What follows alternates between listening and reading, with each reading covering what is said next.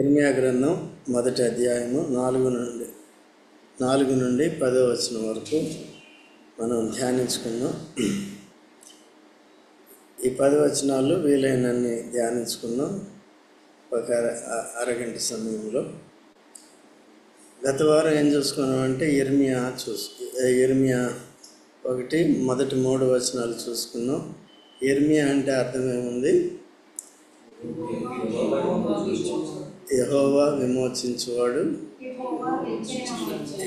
హెచ్చించువాడు, యెహోవా ఎన్ని ఉన్నాయి?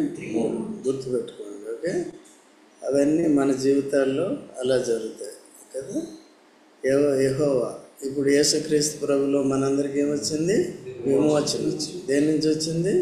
పాపము నుండి, శాపము నుండి, సాతాను అధికారము నుండి, నరకము నుండి, ఈ శరీరము నుండి అంటే మర్త్యమైన శరీరము నుండి విడిపించి ఆత్మను ఏం చేస్తాడు? అమర్త్యమైన శరీరాన్ని ధరింపజేసి సదాకాలము పరలోక రాజ్యంలో పెట్టుకుంటాడు. అది విమోచన. ఓకే, అది లోకం నుంచి కూడా వేరు చేయటం అన్నమాట. అంతకుముందు లోకానుసారంగా జీవించేవాళ్ళు ఇప్పుడు లోకం నుంచి వేరు చేసి ఆత్మానుసారంగా జీవించాలి. రెండవది హెచ్చిస్తాడు. ఎవరిని హెచ్చిస్తాడు? దీనుల్ని హెచ్చిస్తాడు కదా. అందరి ఎదుట మనం ఏం కలిగి ఉండాలి? దీన మనసు కలిగి ఉండాలి. ఓకేనా? అంటే దీన మనసు అంటే అర్థం ఏంటి? మన గొప్పతనాలు చెప్పుకోకూడదు అన్నమాట. నా సంగతి తెలుసా, నా డిగ్రీ తెలుసా, నా ఉద్యోగం తెలుసా, నా ఎత్తు తెలుసా? ఎత్తు గిత్తు ఇవన్నీ ఉంటాయండి, డిగ్రీలన్నీ ఉంటాయండి. ఈ లోక సంపద, లోక జ్ఞానం కూడా ఈ లోకంతో ఈ జీవితంతో కొట్టుకుపోతాయి. అయితే ఆత్మ సంబంధమైన జ్ఞానం శాశ్వతంగా ఉంటుంది, పరలోకానికి నడిపిస్తుంది, అది శాశ్వతంగా ఉపయోగపడుతుంది. ఈ లోక సంబంధమైన జ్ఞానం ఎంతవరకు ఉపయోగపడుతుంది? ఇంతవరకు. చాలామంది బాగా చదువుకున్న వారు ఏదో ఈ లోకానికి, దేశానికి ఉపయోగపడుతూ వచ్చారు అంటే భౌతికమైన విషయాల్లో వారు చనిపోయారు, అయిపోయింది. వారి జ్ఞానం వాళ్ళు వెంట వెళ్ళిందా? వారి జ్ఞానం వాళ్ళని పరలోకానికి తీసుకెళ్ళిందా? లేదు. అందుకనే యేసుక్రీస్తు ప్రభుని ఎరుగుటే నిత్య జీవము. యేసు ప్రభుని ఎరిగిన వారే దైవికమైన జ్ఞానం కలిగిన వారు. ఎరిగిన తర్వాత దేవుని యొక్క లేఖనాల్లో ఉన్న సత్యాలన్నింటినీ ఎరిగి మనం జాగ్రత్తగా ఉండాలి. దినాలు గడిచే కొద్దీ మనం ఏం కావాలి? దీనులం కావాలి. ఎందుకు దీనులం కావాలి? హెచ్చింపు పొందాలి. అంటే ఆత్మీయ జీవితంలో హెచ్చింపు కావాలి. అయితే కొన్నిసార్లు మనల్ని ఏం చేస్తాడంటే పరిశోధనల ద్వారా మనల్ని దేవుడు చెక్ చేస్తాడు, పరీక్షిస్తాడు. పరీక్షించినప్పుడు దేవుడు నాకేం చేశాడు? అదే మలాకీ గ్రంథంలో చూసుకున్నాం కదా. అప్పుడు ఇశ్రాయేలుకి ఏముందండి? గర్వం ఉంది. ఏ విషయంలో మమ్మల్ని ప్రేమించావు?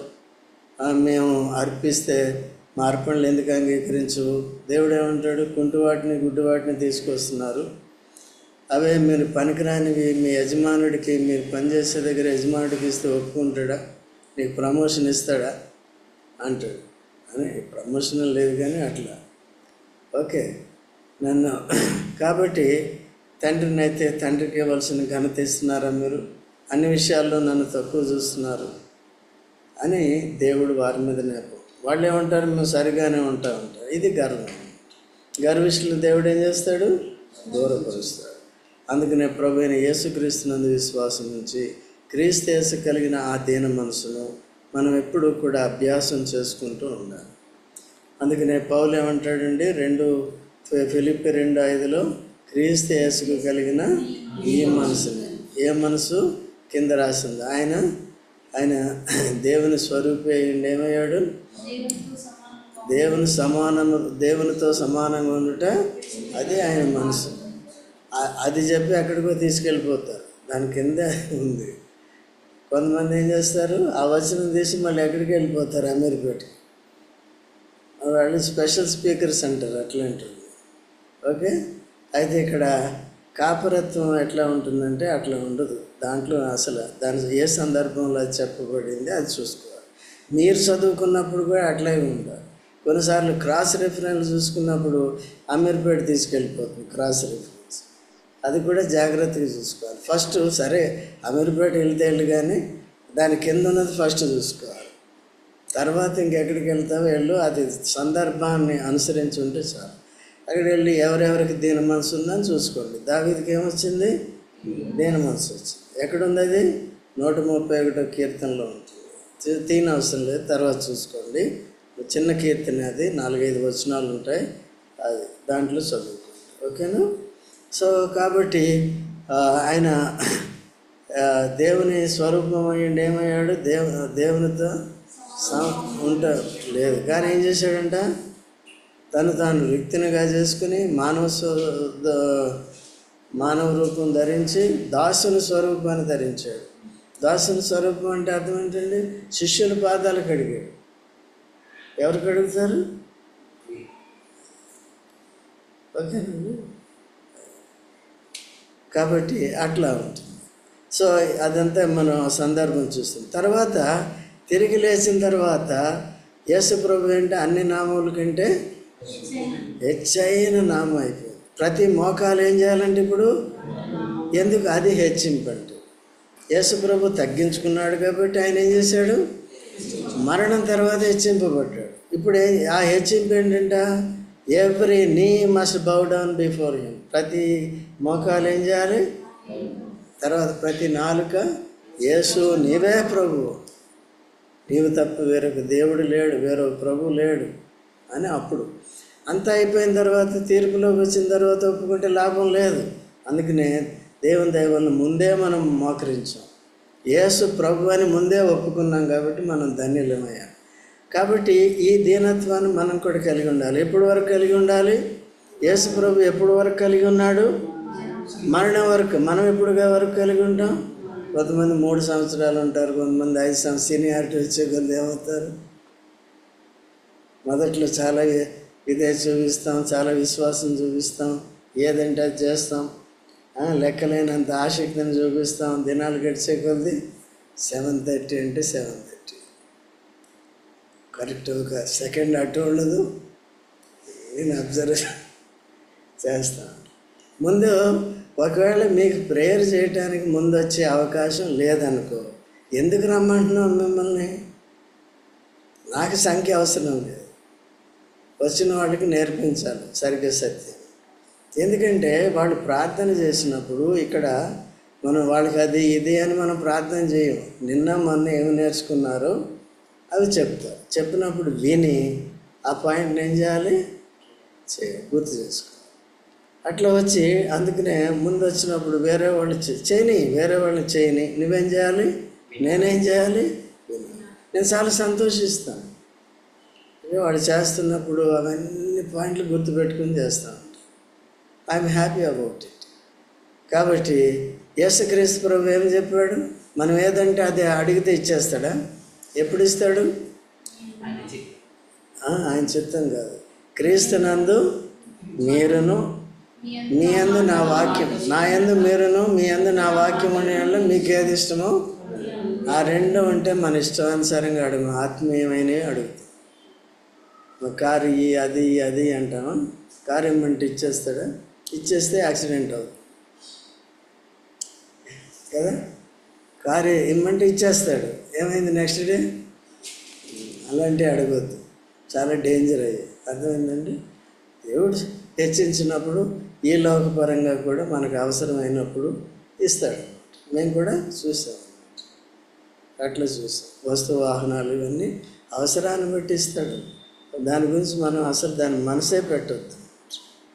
ఓకేనా? దేన్ని బట్టి అతిశయించాలి? అది చూసారు. మొన్న కూడా వాళ్ళకి చెప్పాను ఇట్లా, దాన్ని బట్టి ఎప్పుడు దాని మీద వెళ్ళనివ్వకుండా మనసు అని కూడా చెప్పాను. ఓకే, మీకు కాదులే, మా ఇంట్లో. కాబట్టి అపోస్తలుడు పౌలు వాటన్నిటినీ ఎలా ఎంచాడు? పెంట. మనం ఏంటి? పెంటను తీసుకొచ్చి తట్టలో పెట్టుకుంటాం. తట్టలో పెట్టుకుని నెత్తి మీద పెట్టుకుంటాం. ఏమవుతుంది? అది భారం అవుతుంది. దొంగోడు వస్తాడు, పొడిచిపోతాడు తీసుకుని. ఓకే, అవన్నీ జరగలేండి. అయినప్పటికీ ఆత్మీయ జీవితాన్ని ప్రభు వైపు చూడకుండా ఇవన్నీ మళ్ళిస్తాయి కదా. ఉన్నప్పటికీ కూడా చూడండి, కీర్తన 62:10. కీర్తన 62:10.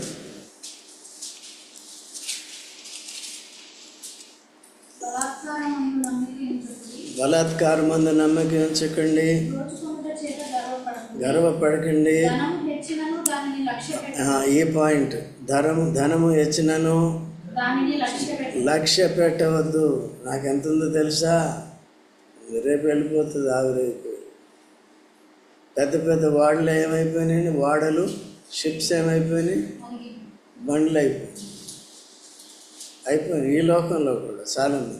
ఓకే, అట్లా దాని మీద నమ్మకం. ప్రభు వైపు చూస్తే మనకి ఏ టైంలో ఏది కావాలో ఇస్తానే ఉంటుంది. ఓకే, అది ఫ్లోయింగ్, అసలు పోతానే ఉంటుంది అన్నమాట.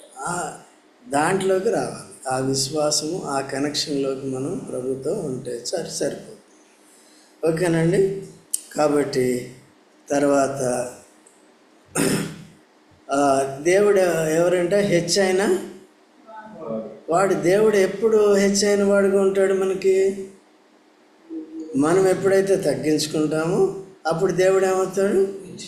అందుకని చాలు హెచ్చించి పూజించి కొనియాడుచున్నాను అంటాడు. మళ్ళీ గర్వం. ఏడుకు వచ్చి ఏమంటున్నావు? దేవా, నిన్ను హెచ్చించి పూజించి కొనియాడుతున్నాను అంటే మళ్ళీ నేను తప్ప ఎవరు లేరు. అట్లా మనం ఎప్పుడు కూడా తగ్గించుకుంటే ఏమవుతాడు? దేవుడు హెచ్చించాడు. ఓకేనా? నేను కాదు ఎవరంటే క్రీస్తే అంటాడు. ఎవరు? దావీదు కూడా అట్లా అంటాడు, యెహోవా నా కాపరి, నేను కాదు. ఎవరండి? అసలు ఈయన్ని కాపరిగా నియమించాడు. ఎవరి మీద? ఇశ్రాయేలు మీద. ఓకే, ఇప్పుడు ఏమంటాడు? యెహోవా కాపరికి కాపరి ఆయన. అర్థమైంది? ఆ కాపరి తను ఎలా చూసుకుంటున్నాడో తాను కూడా తనకు అప్పగించిన గొర్రెలను కూడా ఏం చేయాలి? అది అప్పుడే కాపురత్వం జరుగుతుంది. ఈ కాపరితో సంబంధం సరిగ్గా ఉన్నప్పుడు, ఆ కాపరి ద్వారా తాను నడిపించబడుతున్నప్పుడు, అప్పుడు మందని ఎలా చూడాలనేది అర్థమవుతుంది. దాంట్లో నిన్ను వల్ల నీ పొరుగు వాడిని ప్రేమించు. ఆ కాపరి కూడా అట్లా చేయాలి. నేను ఎలా ప్రేమించుకుంటాను నిన్ను కూడా. ఏదైనా సమస్య వచ్చిందనుకో వెంటనే త్రోసివేయకూడదు. ఇటువంటి సమస్య నాకు వచ్చినప్పుడు నేను ఎట్లా ప్రవర్తించాను, దేవుడు నన్ను ఎట్లా ఆదరించాడు, ఎవరి ద్వారా నాకు సహాయం వచ్చింది, సహాయం దేవుడు ఇప్పించాడు, ఇవన్నీ కూడా గుర్తు చేసుకోవాలి. గతాన్ని ఎప్పుడు కూడా ఏం చేయకూడదండి, మర్చిపోకూడదు. ఓకేనా? సో కాబట్టి దేవుడు విమోచించేవాడు, దేవుడు హెచ్చించేవాడు, దేవుడు హెచ్చైనవాడు. ఓకేనా? ఈ అనుభవంలో మనం ఉండాలి. తర్వాత ఇక్కడ 4వ వచనానికి వద్దాం.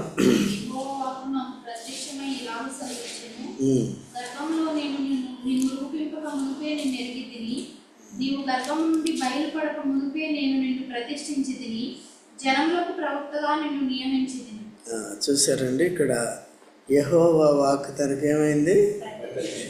ప్రత్యక్ష. అందుకనే ఎప్పుడు కూడా ప్రవక్తలకి వాక్యం, ప్రవక్త అంటే ఎవరండి? ఎవరికైతే దేవుని వాక్యం వచ్చిందో ఆయన ప్రవక్త. అందుకనే అబద్ధ ప్రవక్తలు కూడా ఉంటారు. అహంకారంతో అదే సొంతంగా చెప్పేస్తారు, అభిప్రాయాలు చెప్పేసి నేను కూడా ప్రవక్తలు అని చెప్తారు. నేటి దినాల్లో కొంతమంది సేవకులు కూడా అట్లా చెప్తారు, నాకు ప్రవక్త వచనం ఉందండి. యాటిట్యూడ్ని బట్టి చెప్తారు, అదేం లేదు కదా. అందుకంటే సో అలాగా గర్వించవలసిన పని లేదు. ఇంకా అవన్నీ ఉంటే ప్రార్థన చేసేది దేని కొరకు? మనం ప్రవచన వాక్యం సంపూర్ణమైంది కదా. ఈ ప్రవచన వాక్యంను చదువువాడును వాటిని విని గైకొన్నవారు.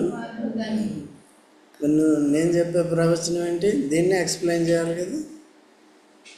లేదు నువ్వు చాలా పెద్దోడు అయిపోతావు, డాక్టర్ అయిపోతావు, యాక్టర్ అయిపోతావు అని చెప్తే అగబు కూడా అట్లా చెప్పాడు కదా. ఎక్కడ? అపోస్తల కార్యములు 21:10 చెప్పాడు కదా. పౌల్ని ఏం చేశాడు? డైవర్ట్ చేయటానికి చూశాడు, యెరూషలేముకి వెళ్ళకుండా. అని నేను పిలువబడిందే దాని కొరకు బాబు అని నేను వెళ్తానని చెప్పాడు. అందరూ గుండె బాదుకున్నారు, అయ్యో నువ్వు వెళ్ళకూడదని. ఎందుకు? అగబు అనే ప్రవక్త ఈయన వెళ్తాడు, యెరూషలేములో పట్టుకుని బంధిస్తారు అని చెప్పాడు. నేను బంధింపబడటానికే కాదు కానీ యేసు నామం కొరకు చనిపోవటానికి సిద్ధం అంటాడు. అదే పేతురు కూడా అంటాడు, నెరవేర్చగలిగాడా? నేను చెరలోనికి వెళ్తాను, నీదు మరణానికైనా నేను సిద్ధం అంటే, అంత పెద్దోడువా, అంత మంచిదా? చూడు, కోడి తెల్లవారికి ముందు కోయికి ముందు ఎన్నిసార్లు పొంగుతావు? చూడు, వట్టి మాటలు గట్టి మాటలేదు. అందుకని ఎవడైనాను వట్టివాడై ఉండి గట్టివాడని అనుకోకూడదని గలతీ పత్రిక 6వ అధ్యాయంలో ఉంటుంది, 3వ వచనం. ఎవరైనాను మనం వట్టివాళ్ళమా గట్టివాళ్ళమా? ఆరాధనలో మాత్రం నేను ఓటుకుండను అంటాను, బయటకు వెళ్ళిన తర్వాత నేను గట్టికుండను అంటాను. అట్లా ఉండకూడదు, డబుల్ స్టాండర్డ్. ఇక్కడ ఏమంటామో బయటకు వెళ్ళిన తర్వాత కూడా ఇక్కడ ఏమైనా ప్రార్థన చేస్తామో, ఎంత దీన ప్రార్థన చేస్తామో బయట కూడా నేచర్ ఎట్లా ఉండాలి అది గుర్తుపెట్టుకోవాలి. ఓకేనా? కాబట్టి చదివారా? 2 పేతురు 1:21,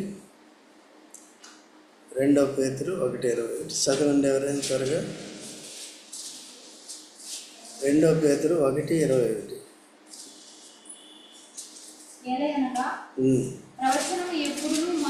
ఏలయనగా ప్రవచనము ఎప్పుడును మనుషుని ఇచ్చిన బట్టి కలగలేదు కానీ ఇప్పుడు ఈయన ఎలా పలికాడు? ఈయన ఇర్మీయా దేన్ని బట్టి పలుకుతాడు? ఎందుకు? దేవుని మూలంగా. దేవుడే తనకేమని బయలుపరుస్తున్నాడు? ఇప్పుడు ప్రవక్త యొక్క స్థితిని, ప్రవక్తని ఏం చేయబోతున్నాడో తన సంకల్పాన్ని ఇర్మీయా ప్రవక్తకి బయలుపరుస్తున్నాడు. ఓకే అండి? మీరు నేను కూడా దేవుని దగ్గర అదే ప్రార్థన చేయాలి. ఓకే, రక్షణ పొందావు, రక్షణ పొందిన తర్వాత ప్రభువా నేనేం చేయాలి, నాడలు నీ సంకల్పం ఏంటి, నీ ఉద్దేశం ఏంటి అని ప్రార్థన చేసి నడుచుకోవాలి. ఓకే అండి? అనుదినము కూడా ఆ ట్రాక్లో ఉండాలి. మన మనసు నడిపించినట్టు మనం వెళ్ళిపోకూడదు అన్నమాట. ఓకేనా? అందుకనే సంఘం ద్వారా కూడా మీకు చెప్పబడితే మీరు చేయవలసింది మీకు ఏమవుతుంది? నువ్వంతా స్థానిక సంఘంలో ఉన్నాం, సంఘం ద్వారా కూడా ఏమేమి చేయాలనే విషయాలు చెప్పబడతాయి. అవన్నీ కూడా ఏం చేయాలండి? ఈ సంఘాన్ని ఏర్పరిచింది ఎవరు? దేవుడు. కాబట్టి అందుకనే దేవుని వాక్యాన్ని సరిగ్గా చూసుకోవాలి. ఇప్పుడు ఏమంటున్నాడు? గర్భంలో నిన్ను రూపింపక మునిపే నేను నన్ను ఎప్పటి నుంచి ఎరుగుతాడు దేవుడు? గర్భంలో. ఎందుకు ఆయన ఎరుగుదుడు? ఆయనే సృష్టి. గర్భంలో పెట్టేది మనల్ని ఎవరు? ఆయన. అందుకనే దావీదేమంటాడు? 139వ కీర్తన 9వ వచనం, ఎన్నో వచనం? 14 చదవమ్మా. నీవు నన్ను దావీదును కలుగజేసిన విధానం చూడగా భయము ఆశ్చర్యం రెండు కలిసిపోతుంది అన్నమాట. అయితే భయం ఎట్లా వచ్చింది? నేను కూడా అప్పుడప్పుడు ఊహించుకుంటాను. ఎప్పుడో ఒకసారి నన్ను అది స్కాన్ చేస్తారేంటది, సిటీ స్కానా, పెట్టారు. పెడితే నాకు భయం వేసింది. అది దాంట్లో గాలి ఆడే టైప్లో లేదు, లోపలికి వెళ్ళిపోతుంది ఇంకా అది. అయితే నేను నా తల్లి గర్భంలో శిశువునై ఉండగా నేను ఎలాగున్నాను 9 నెలలు కంప్లీట్లీ క్లోజ్డ్. అలాగే ఊహించినప్పుడు యోనా 3 రోజులు దివారాత్రములు చేప కడుపులో ఈజ్ కంప్లీట్లీ క్లోజ్డ్. విండోస్ లేవు, బయట గీట ముందు వెనక్కి వెళ్ళడానికి లేదు. ఆయన లోపల గర్భంలో పెట్టి బంధించాడు. ఇవన్నీ ఆలోచిస్తే ఏమొస్తుందమ్మా? భయము, ఇంకోటి ఆశ్చర్యం. అర్థమవుతుంది? దేవుని కార్యాలు. అందుకనే మన దేవుడు ఎటువంటి వాడు? ఆశ్చర్యకరుడు, అద్భుతకరుడు, ఆలోచనకి కర్త. సో అందుకనే ఇర్మీయా కూడా ఏమని చెప్తున్నాడండి? నువ్వేం నాకు సలహాలు చెప్పుకో, నేను చెప్పింది నువ్వేం చేయాలి? నీ సంగతి అంతా నాకు తెలుసు. నేను ఏది చెప్తే అది చేయాలి. నేను కాబట్టి దాన్ని అంగీకరించాలి. మనల్ని అందరినీ ఎప్పటి నుంచి అరుగుదుడు? అపోస్తలుడు పౌలు కూడా అదే అంటాడు. చూడండి, గలతీయులకు రాసిన పత్రిక, గలతీ, ఆయన ఏ పనులు చేసినప్పటికీ కూడా 1:10 చదువు. 1:15 అయినను తల్లి గర్భమునందు పడినది మొదలుకొనినను ప్రత్యేకపరచి తన కృపచేత నన్ను పిలిచిన దేవుడు నేను అన్యజనులలో తన కుమారుని ప్రకటింపవలెనని ఆయనను నాయందు బయలుపరపను అనుగ్రహించినప్పుడు మనుష్య మాతృలతో నేను సంప్రదింపలేదు. గలతీ 1:15 కదా. తల్లి గర్భమునందు పడింది మొదలుకొని నన్ను ప్రత్యేకపరిచాడు. అదండి, ప్రత్యేకపరిచాడు. క్రీస్తు యేసు నా యందు నా ద్వారా ఇతరులకు కూడా బయలుపరచాలని ఏం చేశాడంటే, అది మొట్టమొదటిగా డిస్ట్రాయ్ చేశాడు. ఆ డిస్ట్రాక్షన్ కూడా ఉపయోగపడింది. ఎట్లా ఉపయోగపడింది? అప్పుడు సంఘం ఒకటే ఉండేది కదా, సార్వత్రిక సంఘం ఒకటే ఉండేది. ఇప్పుడు ఎప్పుడైతే అపోస్తలుడు పౌలు స్టెఫెన్ను చంపడానికి కారకుడయ్యాడో అప్పటి నుంచి సంఘం విడిపోయింది. ఒకటే ఉండడానికి కాపురత్వం చాలా కష్టం అన్నమాట. అందులోకి ఈ 12 మంది శిష్యులు లేరు. అందరూ కూడా ఇద్దరిద్దరు మొత్తం ప్రపంచం అంతా వెళ్ళిపోయారు, భూదిగంతాల వరకు. అక్కడ పేతురు ఒకడే ఉన్నాడు. సో ఇంకా 7గురిని ఏర్పరచుకున్నారు అనుకోండి, డీకన్స్. సో వాళ్ళు వేరే పనులు చేసి మెటీరియల్ వర్క్ చేయవలసి ఉంటుంది వాళ్ళు. సో అటువంటి సందర్భంలో స్టెఫెన్ చనిపోయినప్పుడు సంఘం ఏమైపోయింది? డీసెంట్రలైజ్ అయింది. స్థానిక సంఘాలు ఏర్పడతాయి. దానికి ఎవరు కారకుడు? అప్పుడు కూడా వాడుకున్నాం లేదు. అయితే అది డిస్ట్రక్టివ్ కాదు. అందుకని నశింపజేయటకును, అడద్రోయటకును, మళ్ళీ పాజిటివ్గా కట్టుటకు. ఫస్ట్ ఏం చేశాడు? ఈయన పడదోశాడు. తర్వాత ఏం చేశాడు? ఇప్పుడు కడుతున్నాడు. ఎవరు? అట్లా అన్నమాట. ఆయన ఏదో తప్పు చేసేసాడు, ఈయన తప్పు చేశాడు. ఏదైనా మేలు కొరకే ఉంటుంది. తర్వాత దాన్ని నేను తొందరపడేది. అయితే వాక్యం నేర్చుకుంటాం, మళ్ళీ మనం ఫీల్ అవుతూనే ఉంటాం. అంతే, దేనికదే అట్లా ఉంటుంది. ఓకేనండి. సో కాబట్టి నేను నిన్ను ఏం చేశాను? ప్రతిష్ఠించితిని. అంటే ప్రతిష్ఠించడం అంటే ఏంటి? ఆ పని కొరకు ప్రత్యేకించటం అన్నమాట. ఓకే. తర్వాత ఇంకేముంది? జనములకు ప్రవక్తగా నిన్ను. ఇప్పుడు ఇర్మియా ప్రవచనాలు లేక ఇర్మియా పరిచర్య కేవలం ఆ కాలంలోనే పనికొచ్చిందా? తెలియపన్న ఇర్మియా పరిచర్య కేవలం ఆ దినాల్లోనే పనికొచ్చిందా? ఇప్పుడు మనం వినట్లేదు, మనకి పంచాయతీ ఇప్పుడు దాన్ని బట్టే కదా. జనములకు అపోస్తలుడు పౌలు ఆ కాలానికే పనికొచ్చాడా? ఏ కాలానికి? అందుకనే లేఖనం ఇచ్చాడు. ఓకేనా. తర్వాత కాబట్టి నియమించింది. ఆల్రెడీ ఈయన అపాయింట్మెంట్ అయిపోయింది, ప్రతిష్ట అయిపోయింది, ఏర్పాటు అయిపోయింది. ఆ రీతిగా దేవుడు క్రమమైన రీతిగా ప్రతి వారిని ఏం చేస్తాడండి? అందుకని అడ్డదారిలో దేవుని సేవ చేయడానికి లేదు. ఆయన ఏం చేశాడు? కోరహ ఏం చేశాడండి? అడ్డదారి అంతా అయిపోయిన తర్వాత ఎర్ర సముద్రం పాయలు చేయకముందు అనాలి ఆ మాట. ఏమని?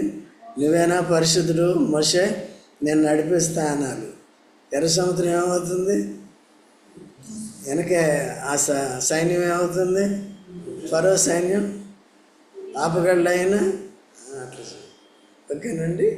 సో మనకు కూడా అందరి ఏళ్ళ దేవుని ఏర్పాటు ఉంది.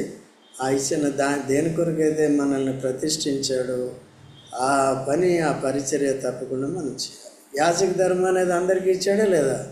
స్త్రీ పురుషులందరికీ ఇచ్చాడు కదా. దేవుని మందిరానికి రావటం, వాక్యం నేర్చుకోవటం, అందరి కొరకు ప్రార్థన చేయటం, తర్వాత ఆరాధన చేయటం కదా, సువార్త చేయటం, ఇదంతా యాజక ధర్మం. ఇదంతా తర్వాత కొన్ని పరిచర్యలు, వాక్య పరిచర్య చేయటం కానీ, వాయిద్యాలు వాయించటం కానీ, కొన్ని పరిచర్యలు పాటలు పాడటం కానీ, ఇవన్నీ కొంతమంది చేస్తారు. పాటలు కూడా అందరూ పాడాలి, బట్ ఏంటంటే కొద్దిగా ఆ టాలెంట్ ఉన్నవాడు పాడితే దాన్ని బట్టి అందరూ నేర్చుకుంటారు. ఓకేనా? This is a training place అన్నమాట. ఎందుకు? అది పరలోకంలో కూడా మనం ఏం చేయాలి? ఆ పరిచర్య చేయాలి కాబట్టి ఇక్కడ ముందుగానే సిద్ధపడాలి. సరే, 5వ వచనం చదవండి. అయ్యో ప్రభువు యెహోవా, చిత్తగించుము, నేను బాలుడని మాట్లాడుటకు నాకు శక్తి చాలదని నేను అనగా. ఇప్పుడు చూడండి, ఈయన దేవునితో ఏం చెప్తున్నాడు? నువ్వు పుట్టకముందే నాకు తెలిసాయా. ఇలా అంటాడని దేవునికి ముందుగానే మనలో ఆలోచన పుట్టకముందే ఏమేమి మాట్లాడతాం ఆయనకేంటి? కొన్నిసార్లు ఏం చెప్తే లేదండి, నా వల్ల కాదండి, నేను బలహీనుడండి, ఇవన్నీ చెప్తాను. బలవంతుడు ఎట్లా అవుతావు నువ్వు? ఎప్పుడు బలహీనుడినో అప్పుడే. మనం బలహీనలోనే కదా మనల్ని దేవుడు పరిశుద్ధాత్మనిచ్చి, రక్షణ ఇచ్చి, పరిశుద్ధాత్మనిచ్చి, ఈ ప్రత్యక్షత ఇచ్చి, ఏర్పాటు ఇచ్చి, బలపరిచి వాడుకుంటాడు. అందుకనే ఆయన చేతిలో ఉండాలి, చెప్పినట్టు చేయాలి. ఈవెన్ మోషే కూడా అట్లే చేశాడు కదా. చూడండి, నిర్గమాకాండం 4:10. నిర్గమాకాండం 4:10 చూడండి, త్వరగా చదవండి. అప్పుడు మోషే, ప్రభువా, ఇంతకు మునుపైనను నీవు నీ దాసులతో మాట్లాడినప్పటి నుండి అయినను నేను మాట నేర్పరిని కాను. నేను నోటి మాంద్యము నాలుక మాంద్యము గలవాడనని యెహోవాతో చెప్పగా, యెహోవా, మానవులకు నోరిచ్చిన వాడు ఎవడు? మూగవానినే గాని, చెవిటివానినే గాని, దృష్టి గలవానినే గాని, గుడ్డివాని గాని పుట్టించిన వాడెవడు? యెహోవానైనా నేనే కదా. కాబట్టి వెళ్ళుము, నీ నోటికి తోడై ఉండి నీవు ఏమి పలుకోవలసినది నీకు బోధించేదనని అతనితో చెప్పాను. చూశారండి, ఇప్పుడు దేవుడు తను సరిగా పిలవక ముందే తానేం చేశాడు? ఐగుప్తులో తన ప్రజల క్షేమాన్ని చూడటానికి ఎలాగున్నారో చూద్దామని రాజగృహం నుండి వెళ్ళాడు. యవనస్తుడిగా 40 years వయసు ఉన్నప్పుడు, 40 సంవత్సరాలు వయసు ఉన్నప్పుడు వెళ్ళినప్పుడు ఏమవుతుందంటే, ఒక ఐగుప్తీయుడు, 2వ అధ్యాయంలో హెబ్రీయుడు. ఈయన హెబ్రీ జాతి కదా, కాబట్టి ఇద్దరు పోట్లాడుకుంటుంటే ఐగుప్తీయుడిని గుద్దు చంపేసి ఏం చేశాడు? ఇసుకలో, అరణ్యం కదా, పాతిపెట్టి ఈయన్ని కాపాడి వెళ్ళిపోయాడు. నెక్స్ట్ డే మళ్ళీ పోయి చూశాడు. ఎవరి కొరకు అండి? ఎవరి అభిమానం కొరకు? ఎవరి మీద అభిమానం? హెబ్రీయుల విషయం. వెళ్ళి చూసేటప్పటికి ఇప్పుడు ఎవరు పోట్లాడుకుంటున్నారు? ఇద్దరు హెబ్రీయులు. ఇప్పుడు ఏం చేయాలి? ఇప్పుడు వీళ్ళు ఎందుకయ్యా మీరు అన్నదమ్ములు, ఎందుకు మీరు పోట్లాడుకుంటారని వాడికి చెప్పినప్పుడు, నిన్ను మా మీద తీర్పరుగా నియమించిన వాడు ఎవడు? కాబట్టి నిరాకరించారు. అయితే నిన్న ఐగుప్తీయుని చంపినట్టు నా మమ్మల్ని చంపుతావా అనేటప్పటికి, అయ్యో ఈ విషయం తెలిసిపోయింది, ఫరోకి తెలిస్తే ఏమవుతుంది? నన్ను చంపి నన్ను పాతి పెట్టేస్తాడు అని పారిపోయాడు మిద్యానికి. ఓకేనండి. కాబట్టి ముందు దేంతో స్టార్ట్ చేశాడు సేవ? అత్యత. తర్వాత ఏమైంది? రాజగృహాన్ని విడిచి పారిపోవలసి. దేవుడు ఇట్లా సిద్ధపరుస్తాడు అన్నమాట. ఓకే, అది ఇప్పుడు నిజంగా పిలుస్తున్నాడు. ఇప్పుడు వయసు అయిపోయింది, 80 సంవత్సరాల వయసు వచ్చింది. 40 సంవత్సరాలు ఐగుప్తుని వదిలేశాడు, ఐగుప్తుని వదిలేశాడు. 40 సంవత్సరాలు మిద్యాన్లో ఉన్నాడు. హోరేబులో దర్శనాన్ని పొందాడు. అక్కడ పిలుపు వచ్చింది, రా నా ప్రజల్ని విడిపించడానికి నేను వాడుకుంటానన్నాడు. అయితే స్థిరా ఇప్పుడు పిలిచిన తర్వాత ఇప్పుడు ఏమంటున్నాడండి? నేను నత్తివాడిని, నోటి మాంద్యం కలిగిన వాడిని. మరి అప్పుడు లేదా? వాళ్ళకి ఏకంగా తీర్పు తీర్చావు కదా. అందుకని అపోస్తలుల కార్యములు 7వ అధ్యాయంలో కూడా ఉంటుంది. దేవుడు వారి కొరకు ఏ వ్యక్తిని అయితే నియమిస్తారో ఆ వ్యక్తిని నిరాకరించే వారికి తీర్పు జరుగుతుంది. యేసు ప్రభు నిరాకరిస్తే ఏమవుతుంది? తీర్పు జరుగుతుంది, నాశనానికి. యోసేపుని నిరాకరించిన వారు ఏమైంది? ఆయన్నే మనుషులు నిరాకరించినప్పటికీ దేవుడు వారినే పెడతాడు అక్కడ. ఇప్పుడు మోషేని నిరాకరించారు కదా ఆ ఇద్దరు వాళ్ళు. అయితే తిరిగి వారి మీద ఎవరిని పెట్టాడండి? తీర్పరిగా మోసే. అది దేవుడు అనుకున్నదే చేస్తాడు. మండువాడు కాదు, మనం మండువాడు. ఆయన ఇష్టం ఆయన. ఎందుకంటే సార్వభౌముడు అంటే అర్థం ఏంటండి? సావరీన్ గాడ్ అంటే అర్థం ఏంటి? ఇంకంతే. ఆయన చేసిందే మనం అంగీకరించాలి తప్ప ఇట్లా చేస్తే బాగుంటుంది, అట్లా చేస్తే బాగుంటుంది అది అది వీలే లేదు అసలు. దేవుడు చెప్పిందట నిరాక్షేపంగా మనం ఏం చేయాలి? ఆ ఒబీడియన్స్లోకి తీసుకొచ్చాడు మోషేని. ఆ ఒబీడియన్స్లోకి తీసుకొచ్చాడు ఇర్మియాని. ఆ ఒబీడియన్స్లోకి తీసుకొచ్చాడు యోసేపుని. ఆ ఒబీడియన్స్లోకి తీసుకొచ్చాడు యేసుప్రభుని. అది ప్రతిష్ఠించడం, ఏర్పాటు అంటే వారి పరిచర్యలు చేసి వెళ్ళిపోయారు. పితరులైన భక్తులందరినీ కూడా అలా తీసుకుని వచ్చారు. నేటి దినాల్లో మనతోనే కష్టమవుతుంది కదా. కొంతమంది పర్వాలేదు, అంత భక్తి కలిగి ఉంటారు, భయం కలిగి ఉంటారు, వాక్యాన్ని నేర్చుకుంటారు, సహవాసం కలిగి ఉంటారు. అట్లా ముందుకు వెళ్ళిపోవాలి. ఎప్పుడూ కూడా ప్రతిరోజు కూడా మనం గర్వించడానికి, దేవుని ఏర్పాటుకి వేరుగా ఉండటానికి వీలు లేదు. ఏం నేర్చుకున్నాం ఇప్పుడు? కాబట్టి ఎన్నో వచనం? అయ్యో ప్రభువా చిత్తగించము, నేను ఎవరినంట? బాలుని. ఎవరిని వాడుకుంటాడండి? పెద్దోళ్ళన? నీ అనుభవాన్ని బట్టి వాడుకుంటాడు నిన్ను. సమయాలను ఎప్పుడు వాడుకున్నాడు? ముసలాయన ఎందుకు వాడుకోలేదు? ఏ ముసలాయన? ఏలి ఎందుకు వాడుకోలేదు? ఆయన సంకల్పం. ఎవరైనా విధేచ్ఛం. ఎందుకంటే తన కుమారుని సరిగా పెంచుకోలేదు. అందుకనే కొత్త నిబంధనలో కూడా సంఘంలో పెద్దగా ఎవరిని నియమించాలి? ముందు పరీక్ష అంతా. ఎందుకంటే తన ఇంటిని బాగా ఏలాలి, పిల్లల్ని బాగా పెంచాలి. ఓకే, పిల్లలు సరిగ్గా పెరగలేదనుకో, తల్లిదండ్రులు అనుభవం ఉన్నప్పటికీ సంఘంలో సేవ చేయటానికి. అందుకనే పిల్లలు ఏం చేయాలి? జాగ్రత్త. అట్లాగే తల్లిదండ్రులు కూడా ఏం చేయాలి? సేవ చేయాలంటే అర్హత, సాక్ష్యం కలిగి ఉండాలి. ఓకేనా? పరీక్షించిన తర్వాతే వారిని ఏం చేయాలి? పెట్టాలి. కొత్తగా వచ్చే వారిని కూడా నియమించొద్దని ఉంటుంది. 1 తిమోతి 3వ అధ్యాయంలో ఉంటుంది. తర్వాత చూసుకోండి, మొదటి నుంచి ఉంటుంది. తీతు గ్రంథంలో కూడా ఉంటుంది, 1వ అధ్యాయంలో. తర్వాత చూసుకోండి. ఓకేనా? తీతు గ్రంథంగా తీతు పత్రికలో ఉంటుంది, తర్వాత చూసుకోవచ్చు. ఓకే, కాబట్టి ఏం చేయకూడదు? ఏదైనా పరిచర్య చెప్పినప్పుడు, నీ సామర్థ్యం ఉన్నప్పుడు నేను ఇది అది ఇది అని తప్పించుకోకూడదు. ఏం చేయాలండి? తప్పించుకుంటే ఏం చేస్తాడు? చేప కడుపులో వేస్తాడు. చేప కడుపులో వేస్తాడు అంతే. అందుకంటే మోషే అనేది సిద్ధపరిచాడా లేదా? తర్వాత చదువు.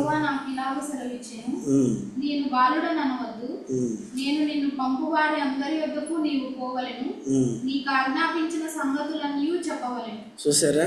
నీవు బాలుడు అనవద్దు, నేను నిన్ను పంపు వారి అందరి యొద్దకు వెళ్ళవలను, నీకు ఆజ్ఞాపించినవన్నీ కూడా. సేవ ఏంటంటే నేను ఏర్పరిచి, నేను నిన్ను బలపరిచేటప్పుడు ఎవరి దగ్గరికి పంపితే వాడి దగ్గరికి. నన్ను ఇప్పుడు మీరు స్మరణాలు మిమ్మల్ని చూడమని పంపించాడు. లేదు నేను అమెరికా వెళ్తానండి, ఫిలదెల్ఫియా వెళ్తాను, మేరీల్యాండ్ వెళ్తానంటే ఈరోజు జరిగేది అదే. స్థానిక సేవకుడు సంఘంలో ఉండడు, ఎక్కువ తిరుగుతూ ఉంటాడు కదా. స్పెషల్ మీటింగ్స్ ఉంటారు. అందుకని పునాదుల నుంచి కట్టరు వాళ్ళు. పునాదుల నుంచి కట్టుబడి అది చెప్తారు. పాపం ఏదో దేవుడు వాళ్ళని చూసుకుని ఎట్లా నేర్చుకుని జాగ్రత్తగా ఉంటున్నారు. ప్రాథమిక సూత్రాలే తెలియదు, అసలు పునాది అంటే ఏంటో కూడా సరిగ్గా తెలియదు. ఓకేనా? వారిని కూడా యాజకులుగా సిద్ధపరచడం లేదు. ప్రార్థన చేయాలి అందరూ కూడా. మీరు కూడా ఏమే అవనస్తుని, నేను బాలుని, ఇంట్లో కూర్చుంటాను, నేను చదువుకుంటున్నాను కదా అంటే కుదరదు. ఏం చేయాలి? దేవునికి ఇవ్వాల్సిన సమయం ఇవ్వాలి. మందిరంగా, సమాజంగా వచ్చి చెయ్యాలి. ఓకేనా? లేకపోతే ఏమవుతున్నారు పిల్లలు? చెడిపోతున్నారు. అటు వర్దిల్లరు, ఇటు వర్దిల్లరు. కాబట్టి బాలుడిని అని చెప్పొద్దు. నేను ఎక్కడికి వెళ్ళాలి? నేను పంపే దగ్గరికి నాకు అనుకూలం ఉంటే చేస్తా, లేకుంటే ఇక్కడ కాకపోతే అక్కడ, అక్కడ కాకపోతే ఎక్కడో. కాబట్టి అక్కడ తిరిగే వాళ్ళని ఏమంటారండి? దేశదిమ్మరి అంటారు. ఓకేనా? అట్లా లేకుండా జాగ్రత్త. ఆ తర్వాత నేను ఎక్కడ పంపితే అక్కడికి వెళ్ళు. తర్వాత వారికి భయపడకుము, నేను నీకు ఆజ్ఞాపించిన సంగతులన్నీ ఏం చేయాలి? చెప్పాలి. నేను ఏది చెప్తాను? మోషే ఏం చెప్పాడు? దేవుడు ఏది చెప్తే యేసుప్రభు ఏం చెప్పాడు? అర్థమైందా? వేరే చెప్పు.